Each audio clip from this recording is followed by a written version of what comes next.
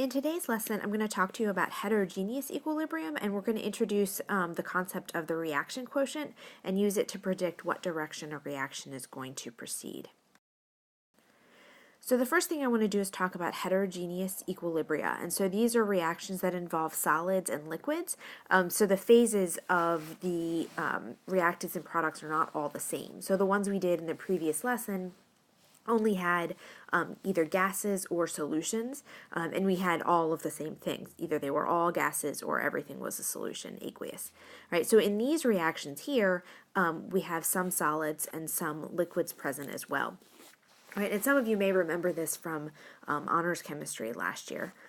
All right, so we're going to just practice writing equilibrium expressions. And these work the same way as they did when we had a homogeneous equilibrium, except we're just going to leave out the solids and the liquids. So for the first one, our reactants, there's only one of them and it's a solid, so we're going to ignore that. And then we're also going to ignore the KCl because it's a solid. So the K for this particular reaction is just going to be the concentration of O2 cubed to the third power. All right. For the next one here, we have two aqueous products, so it's going to be the concentration of H3O plus times the concentration of F minus divided by the concentration of HF, and we're going to ignore the H2O because it's a liquid.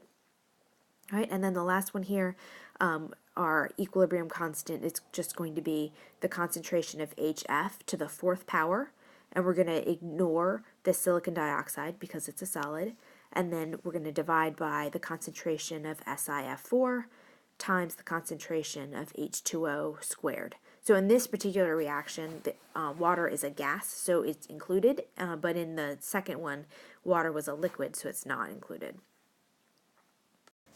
Now that we know how to write equilibrium expressions, we can go ahead and plug in numbers for the concentrations at equilibrium to determine what the equilibrium constant is going to be. And we're going to use this value for calculations later on in the chapter. Right now it might feel just a little silly that we're just plugging in concentrations to calculate this value, but it can tell us about which way the direction is going to proceed and things like that. All right, so for this one, if we have H2 gas plus I2 gas yields 2HI gas, then we can write our equilibrium expression as K equals HI squared divided by the concentration of H2 times the concentration of I2. So if we plug in the numbers here in our problem, we know that the concentration of HI is 0.78, and that value is going to be squared. And we know the concentration of H2 is 0.11 molar, and the concentration of I2 is also 0.11 molar. All right, so if we plug all those numbers in, we get an equilibrium constant of 50. All right, and one important thing to note is that equilibrium constants don't have units. So we don't have any units in this particular answer. All right, and now we're going to talk about the reaction quotient. The reaction quotient is QC or QP, depending on whether we're using concentrations or pressures. And the expression for Q is exactly the same as it was for K. The only difference is that here the concentrations and the pressures are not at equilibrium. They're just at a particular point in time, so we can see how far the reaction has progressed. And we can also use this value to predict which direction the reaction is going to proceed. Since we have two arrows, it could go to the left or it could go to the right. All right, and so if the reaction quotient is smaller than K, then that would mean that the reaction is going to proceed toward the products because we don't yet have enough in the numerator to make it the same value as K. If it is greater than K, that means we already have too many products, so it's going to proceed toward the reactants, back toward the left, we often say. And if they're equal, then that means that the reaction is at equilibrium. So now let's take a look at how we can use the reaction quotient.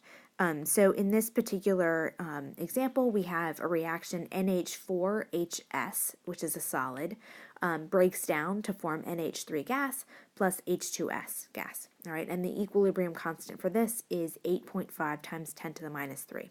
Right?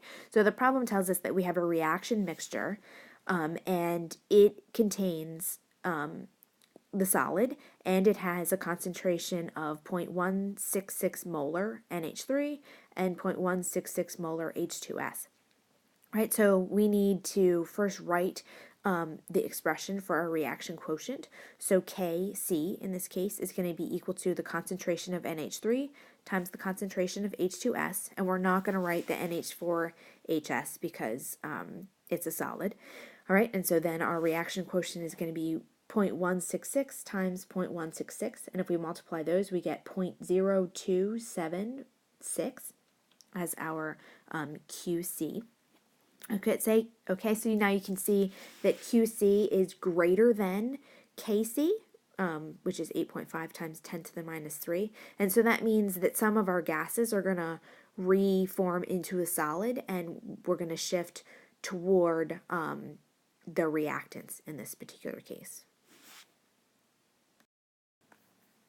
All right, now we have another example. So consider the reaction 2NO2 gas goes to N2O4, and this has a Kp of 6.7. Okay, and if we have a 2.25 liter container that contains 0.055 moles of NO2 and 0.082 moles of N2O4 at 298 Kelvin, is the reaction at equilibrium? And if it's not, which direction will it proceed?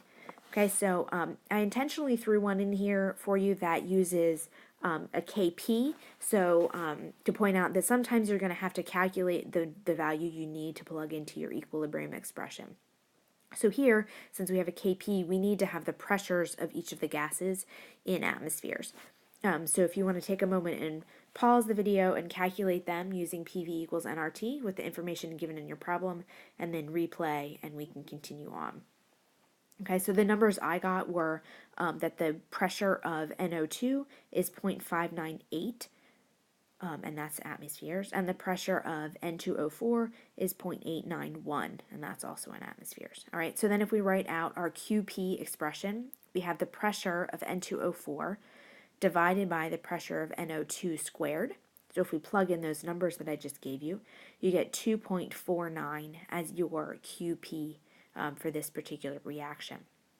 So here we have QP less than KP, because KP is 6.7 and our Q that we got is just 2.5, right? And so that means that our reaction is going to proceed toward the products, and will form more N2O4 in order for that ratio to go up. Okay, so this is just a few examples. We're going to do more of these in Mastering Chemistry, and then we'll continue on with more applications of the equilibrium constant in the next lesson.